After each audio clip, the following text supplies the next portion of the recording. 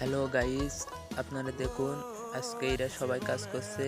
এপাশে রাব্বি সাহেব, ওপাশে সুমন সাহেব, সাব্বির মিয়া, নাহিদ মিয়া, এরা সবাই কাজ করছে। কাজ কেমন হয়েছে হচ্ছে কমেন্টে বলো।